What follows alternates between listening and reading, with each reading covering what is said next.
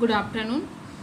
आइए देखते हैं साहित्य सागर से ये पद, विनय के पद जो तुलसीदास के द्वारा लिखा गया है। यह कविता आप पढ़ चुके हैं, लेकिन अब मैं इसे पुनः दोहरा रही हूँ। इसको एक बार और देख लीजिए। सबसे पहले शब्दों के अर्थ जो मैंने पहले भेज चुका है वो आप वहाँ से अर्थ देख सकते हैं।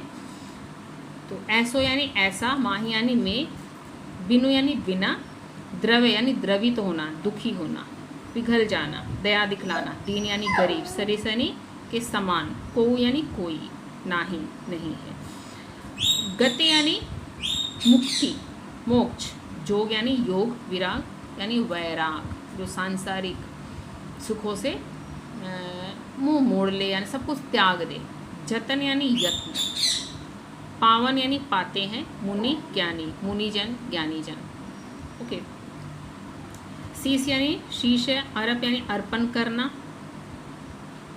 अच्छा, शिव जी की बात हो रही, पानी यानी पद पर। ओके। संकोच के साथ सकुच यानी, उसके बाद सकल यानी सभी, चाहसी यानी चाहता हो।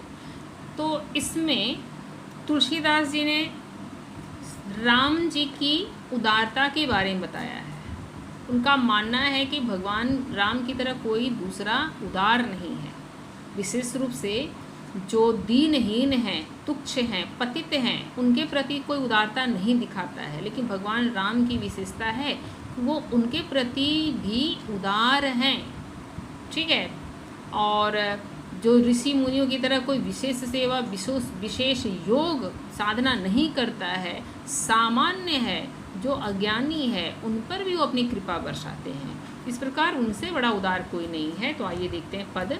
ऐसो को उदार जग माही, बिनु सेवा जो द्रव्य दीन पर, राम सरिस को नाही। कवि का कहना, तुलसीदास जी का कहना है कि ऐसा भला कौन इस संसार में उदार है जो बिना सेवा के ही गरीब पर द्रवित हो जाए। राम के समान दूसरा कोई नहीं है।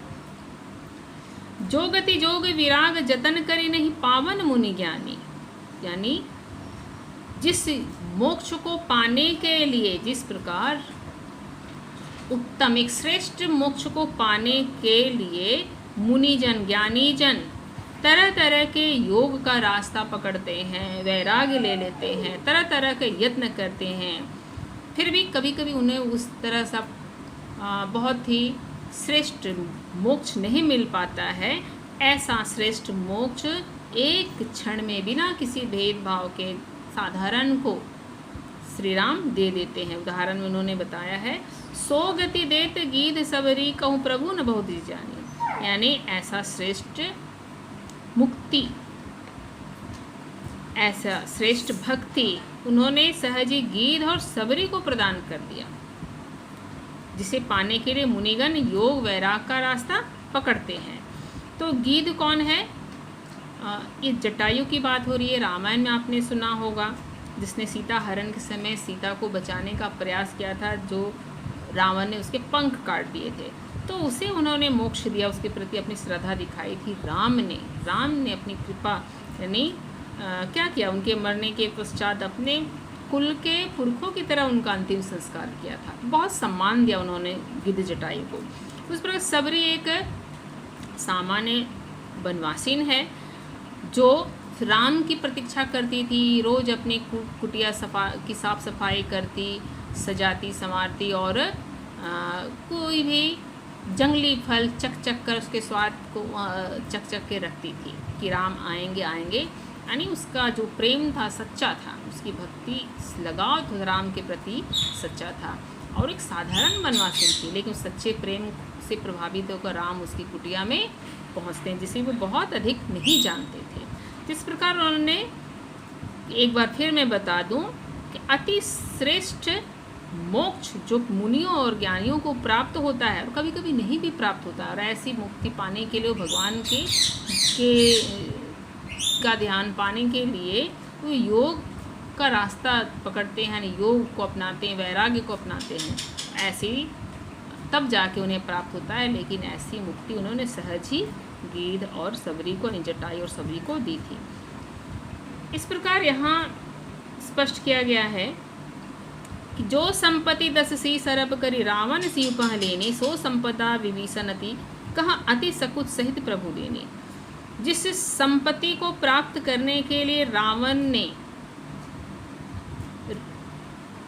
शिव जी की पूजा करते हुए अपने 10 शीश हवन कुंड में अर्पित कर दिया था, तब जाकर उसे सोने की लंका प्राप्त हुई थी।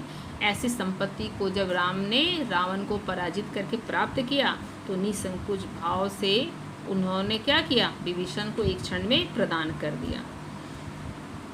इस तरह से विभीषण को लंका का राज मिला। तो तुलसीदास जी का मानना है कि सब भांति सकल सुख जो चाहसी मन मेरो, तो भजो राम काम सब पूरन कर कृपा निधि तेरो।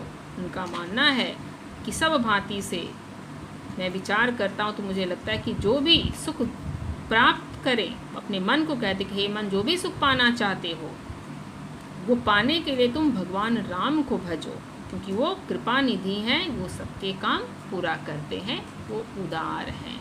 यानी जो भक्ति चाहता है उसे भक्ति प्रदान करते हैं, जो मुक्ति चाहता है उसे मुक्ति प्रदान करते हैं, जो धन संपदा चाहता है, राज चाहता है, उसे वो प्रदान करते हैं। जिसे जो चाहिए उसे भगवान प्रदान करते हैं। ये तो पहला पद था। दूसरे पद में कहा गया है कि जाके प्रिय न राम वैदेही, तजिए ताहि कोटि सम यद्यपि परम स्नेही।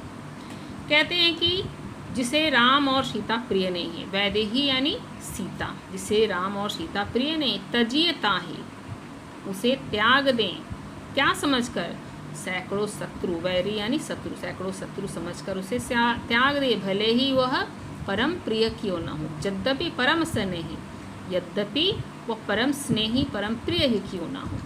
इसके लिए उन्होंने उदाहरण दिया है कि तज्जो पिता प्रहलाद, विभीषण बंधु भरत महतारी, बलि गुरु तज्जो कंत ब्रज बनित नहीं, भय मुद मंगल का। उन्होंने कहा है कि भक्त प्रहलाद ने पिता को त्याग दिया। पिता कौन थे? उनके हिरण्यकश्यप, जो भगवान विष्णु की उपासना नहीं करते थे। दानव कुल से था हिरण्यकश्यप और प्रजा को आतंकित करके रखता था कि वो उसी की पूजा आराधना करे, किंतु प्रहलाद ने पिता की बात नहीं मानी और उसे उन्होंने त्याग दिया।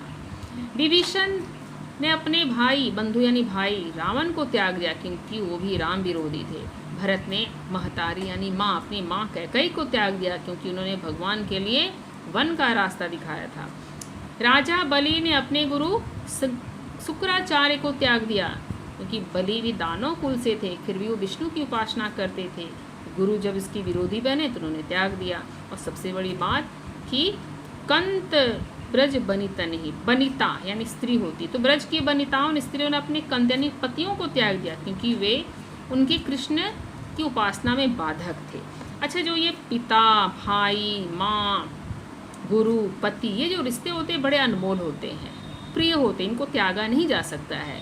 लेकिन यही ये बताना चाहते हैं तुलसीदास जी कि अगर ये रिश्ते भी भगवान के मार्ग में बाधक हैं तो उन्हें त्यागने में कोई बुराई नहीं है, बल्कि ऐसे रिश्तों को त्याग कर ये जो लोग हैं वे,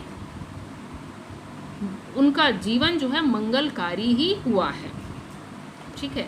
अब उनका मानना है कि नाते नेह राम के मनिय सुह सुसिद्ध जहाँ लो। उनका मानना है कि नाते नेह राम के, किसी से भी कोई रिश्ता जोड़ो तो आधार राम हो, यानी वो राम में विश्वास करता है तो उसे रिश्ता जोड़ो, अन्यथा मत जोड़ो। सो सुसिद्ध जहाँ लो, जहाँ तक उनका मानना है कि राम ही सबसे बड़े सुहृद यानी मित्र हैं और वही पूजनीय है।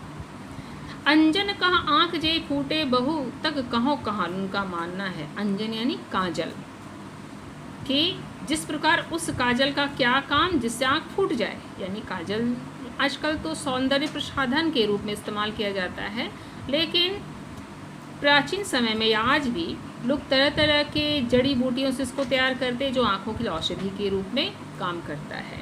तो इस तरह से उनका मानना है कि ऐसे काजल का क्या काम जिससे आँख फूट जाए, यानी ऐसे रिश्ते जो भगवान के मार्ग में बाधक है वो आँख फोड़ने वाले काजल के समान है, और ऐसे रिश्तों को कहाँ तक ढोया जा सकता है। फिर उन्होंने कहा है तुलसी सो सब भांति परम हित पूज्य प्राण ते प्यार। तुलसीदास कहते हैं कि सब भांति से विचार करता हूँ, परम हितकारी भला करने वाला, प्राण से प्यारा जो रिश्ता है वो केवल राम का है। जासो होए स्नेह राम पद, इसलिए राम पद से स्नेह होना स्वाभाविक है, यही मेरा विचार है। धन्यवाद।